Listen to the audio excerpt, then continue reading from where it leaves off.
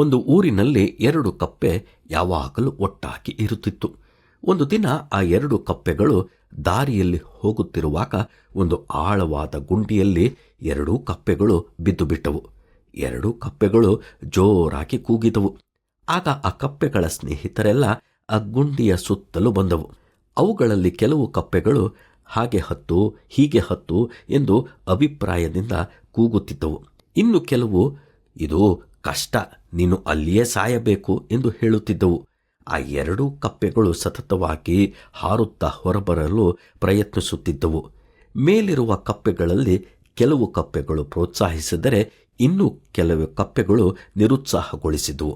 ಅಷ್ಟರಲ್ಲಿ ಒಂದು ಕಪ್ಪೆ ಸತತ ಪ್ರಯತ್ನದಿಂದ ಮೇಲೆ ಹಾರುವುದರಲ್ಲಿ ಸಫಲವಾಯಿತು. ಜೊತೆ ಕಪ್ಪೆಗಳಿಗೆಲ್ಲ ಸಂತೋಷವೇ ಸಂತೋಷ.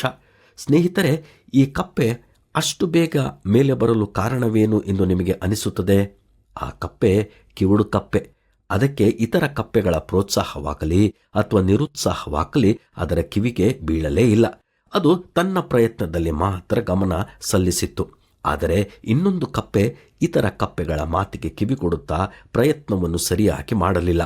ಹೌದು, ನಾವು ಮಾಡುವಂಥ ಕಾರ್ಯದ ಮೇಲೆ ನಮ್ಮ ಗಮನವನ್ನು ಹರಿಸಬೇಕು ಹೊರತಾಗಿ ಜನರ ಮಾತಿಗೆ ಕಿವಿ ಕೊಡಬಾರದು. ನಾವು ದೇವರಲ್ಲಿ ನಂಬಿಕೆ ಇಟ್ಟು ಪ್ರಾರ್ಥಿಸಿ ಮಾಡುವ ಪ್ರತಿಯೊಂದು ಕೆಲಸಕ್ಕೂ ದೇವರು ಸಫಲತೆಯನ್ನು ಅನುಗ್ರಹಿಸುವನು. ಜನರು ಆಡುವ ಮಾತುಗಳನ್ನೆಲ್ಲ ಲಕ್ಷ್ಯಕ್ಕೆ ತಾರದಿರು ಎಂದು ಸತ್ಯವೇದವು ನಮಗೆ ತಿಳಿಸುತ್ತದೆ. ನಾವು ಮಾಡುವ ಪ್ರತಿಯೊಂದು ಕಾರ್ಯವನ್ನು ದೇವರಿಗಾಗಿ ದೇವರ ಸಹಾಯದಿಂದ ಮಾಡಿದರೆ ಸಫಲತೆಯೇ ನಮ್ಮ ಹಾದಿಯಲ್ಲಿರುತ್ತದೆ. ನಾನು ಹೇಳುವುದು ಸರಿತಾನೆ?